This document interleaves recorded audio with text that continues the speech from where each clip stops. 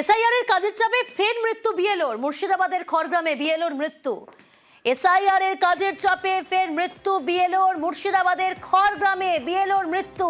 প্রণব রয়েছে আমার সঙ্গে। প্রণব, পরিবারের তরফ থেকে কি জানানো হচ্ছে, কি কারণে মৃত্যু? দেখো, কয়েকদিন ধরেই তিনি প্রচন্ডভাবে মানসিক চাপে ছিলেন এবং মানসিকভাবে বিপর্যস্ত হয়ে পড়েছিলেন। খড়গ্রামের ঝিল্লি গ্রাম পঞ্চায়েতের দীঘা প্রাইমারি স্কুলের তিনি শিক্ষক ছিলেন এবং ওই দীঘা গ্রামের তিনি বিএলওর দায়িত্ব ছিলেন। কিন্তু সকাল থেকে পর্যন্ত মধ্যরাত্রি অবধি প্রচন্ডভাবে কাজের চাপ, ঠিক মতন ভাবে ডাটা এন্ট্রি করতে পারছিলেন না, আপলোড হচ্ছিল না। তাই নিয়ে কিন্তু তিনি বারে বারে কিন্তু পরিবারের কাছে কিন্তু তার যে চাপে রয়েছেন সে ব্যাপারে কিন্তু তিনি জানিয়েছিলেন। তারপরে কিন্তু গতকাল রাত্রিবেলাতে অসুস্থ হয়ে পড়েন, তারপরে হৃদরোগে আক্রান্ত হয়ে মারা যান এবং পরিবারের দাবি হচ্ছে যে এই অত্যাধিক চাপের জন্য কিন্তু তার মৃত্যু হয়েছে এবং এই বিএলওর চাপ তিনি ঠিক মতো ভাবে সহ্য করতে পারছিলেন না, নিতে পারছিলেন না।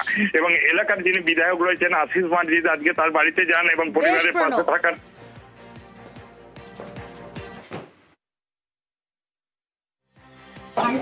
অত্যন্ত ভালো মানুষ, নিরীহ মানুষ, ভদ্র ব্যক্তি ছিলেন।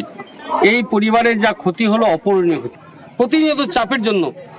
এবং প্রায় 850 এখানে ইলেকট্রাল আছে, তার মধ্যে প্রায় 639 করে ফেলেছিলেন। দিনের সার্ভার ডাউন থাকছে, সই করতে পারছে না, আপলোড হচ্ছিল না। এইসব চাপে উনি একের পর এক চাপ সহ্য করতে না পেরে টেনশন ফিল করছিলেন।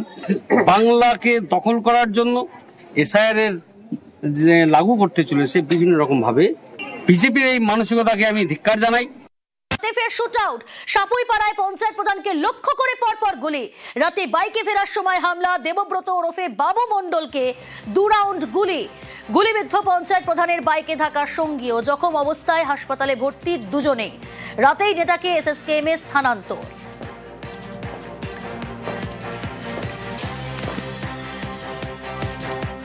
আমাদের একটা বিয়ে বাড়ির রিসেপশন ছিল, আমরা একসঙ্গে খাওয়া দাওয়া করে বেরোচ্ছিলাম। সেই সময় আমাদের প্রধান সাহেব বললেন যে ঠিক আছে গাড়িটা বার কর। মোটা শিবতলা বলে একটা জায়গা রয়েছে, সেখানে আমার গাড়িটা পার্কিং করা ছিল। বেরিয়ে এসে ততক্ষণে দাদাকে গুলি করে দিয়েছি। বাঁ হাতে দেখে পুরো রক্ত, সাদা জামা পড়েছিল, পুরো রক্ত লেগে রয়েছে। তাতে করে হসপিটালে নিয়েছে। ততক্ষণে টোটো উঠে আমরা হসপিটালের দিকে চলে এসেছি। দুজনে গুলি লেগেছে। ও ওখানেই ছিল, ওখানে হেঁটেই এসেছিল। এলোপাতারি গুলি চালাইছে একজন ছিল। এবার তার সঙ্গে কেউ ছিল কিনা সেটা আমরা ঠিক বলতে পারছি। আমাদের সঙ্গে যে 6-7 জন ছিল, 6-7 জনের মধ্যে আমরা 2 জন গাড়ি আনতে গেছিলাম। বাকি সব শোনা যাচ্ছে বাসু বলে কেউ আছে, সে আমি চিনি না, বাসু বলে শুনছি যে হেঁটেছিল, এলোপাতারি গুলি চালাচ্ছিল। কি বাইকে করে এসেছিল না কিসে সেটি বলতে পারছি। দাদা অসিদ্ধার বাইকে ছিল, একই বাইকে 2 জন ছিল।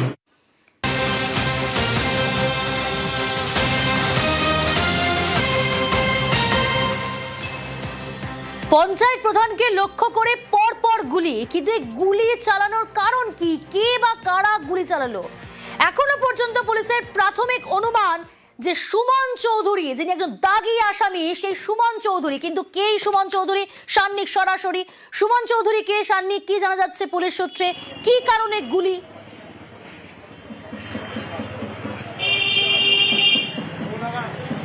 দেখো, প্রাথমিকভাবে যারা প্রত্যক্ষদর্শী ছিলেন কিংবা যারা এই ঘটনার পরে রাস্তায় ছিলেন তাদের সঙ্গে কথা বলে পুলিশ যে নাম জানতে পেরেছে, সুমন চৌধুরী ওরফে বাসু চৌধুরী, তার বিরুদ্ধে কিন্তু আপাতত পুলিশের এখনো পর্যন্ত অনুমান যে সেই এই ঘটনা ঘটিয়েছে।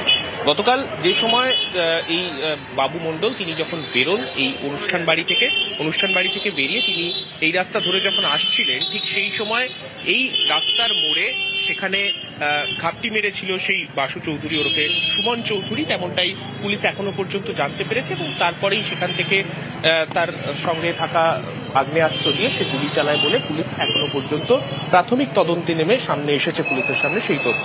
কিন্তু এর ব্যাকগ্রাউন্ড জানতে গিয়ে পুলিশ যেটা জানতে পেরেছে, এর আগেও খুনের চেষ্টা এবং বিভিন্ন সময় তোলাবাজি এই ধরনের বিভিন্ন অভিযোগ এই সুমন চৌধুরীর বিরুদ্ধে ছিল এবং সেই কারণে সে জেলও খেটেছে, তেমনটাই কিন্তু পুলিশ সূত্রে খবর। কিছুদিন আগেই জেল থেকে জামিনে ছাড়া পেয়ে সে বাইরে বেরিয়েছিল এবং তার মধ্যেই সেই এই ঘটনা ঘটিয়েছে, তেমনটাই কিন্তু এখনো পর্যন্ত পুলিশ সূত্রে দাবি। তবে এখন সে কোথায় রয়েছে কিংবা গতকাল ঘটনা ঘটানোর পর কিভাবে সে ঘটনাস্থল থেকে এতটা রাস্তা বেলুড় স্টেশন পর্যন্ত ততদূর অব্দি পালালো, সেই সমস্ত বিষয় কিন্তু এখন তদন্ত করে দেখছে স্থানীয় নিশ্চিন্ত থানার পুলিশ। এবং তারা আপাতত এই মূল অভিযুক্ত বাসু চৌধুরী ওরফে সুমন চৌধুরীকে তারা বর্তমানে খুঁজছে, তেমনটাই কিন্তু জানা যাচ্ছে পুলিশ সূত্র মারফত। বেশ সান্নিক। একটা ঘটনা ঘটেছে, সাপুইপাড়ার গ্রাম প্রধান, ওনার উপরে একটা গুলি চলেছে। এখন উনি হসপিটালাইজ হয়েছেন, ওনার ট্রিটমেন্ট শুরু হয়েছে। এরপরে বাকি ইনভেস্টিগেশন করে যে যারা এর মধ্যে ইনভলভ আছে তাদেরকে আমরা দুজনের লেগেছে। একজনের এখানে নিচে লোয়ার অ্যাবডোমিনের দিকে লেগেছে, আর একটা কাঁধে গুলি লেগেছে, আর একটা লোকের হাতে লেগেছে। দেবব্রত মণ্ডল ওরফে বাবুর অবস্থা আশঙ্কাজনক। এসএসকেএম এর ট্রমা কেয়ারে চিকিৎসাধীন। পঞ্চায়েত প্রধানের শরীরে 2টি গুলি, বা কনুয়ের নিচে ও কোমরের বাদিকে গুলি। এসএসকেএম এ চিকিৎসাধীন ট্রমা কেয়ারে পঞ্চায়েত প্রধানের অপারেশন।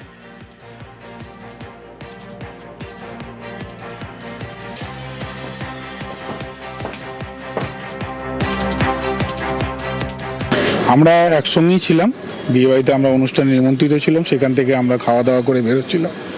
দাদা একটু এগিয়ে যায় গাড়িতে, আমরাও তার পেছনেই ছিলাম। হঠাৎ করে দুষ্কৃতী এসে এরকম একটা হামলা। কতজন ছিলেন? আমরা প্রায় 7-8 জন ছিলাম। আরেকজন ছিলেন যিনি বাইক চালাচ্ছিলেন, উনি, আর দাদা পেছনেই ছিলেন। রাউন্ডটা 5-6 রাউন্ড হবে। কারো কি হাত দেখছেন? প্রশাসনের মতন কাজ করছে, তারা দেখুক কারা আছে এর পিছনে। হামলা গুলির পর সকালেও থমথমে সাপুইপাড়া। বারবার দুষ্কৃতী দৌড়াতে আতঙ্কে স্থানীয়রা। রাতেই হাসপাতালে হাওড়ার পুলিশ কমিশনার, বিধায়ক। রাত দুপুরে আমরা বাড়ি ফিরি, আমাদের মা বোনরা, আমাদের বউ স্বামী স্ত্রী সব যাতায়াত করে, আমাদের ছেলে পেলে আছে। ওপেন রাস্তার মধ্যে গুলি চললে কিন্তু এটা খুবই নচ্চরজনক ব্যাপার। নিরাপত্তাহীনতায় ভুগছেন বলে অবশ্যই তো হবেই একটা আতঙ্ক। এটা কিন্তু লোক হিসাবে খারাপ না, বিজনেস বলতে ওনার একটা লজ আছে, একটা বিল্ডার্স মতো একটা করেছে। তার ব্যক্তিগত ব্যাপার কিনা এটা মনে হচ্ছে হবে, হতে পারে, কিন্তু কোনো রাজনৈতিক ব্যাপার নেই এখানে। এর আগেও 2বার হয়ে গেছে, এটা কোনো ব্যাপার না। লেভেল ক্রসিং এ হয়েছে, ওই দিকে কোথাও হয়েছে। আমরা খেটে খাই, আমরা এত কিছু খোঁজ খবর আমরা রাখি না।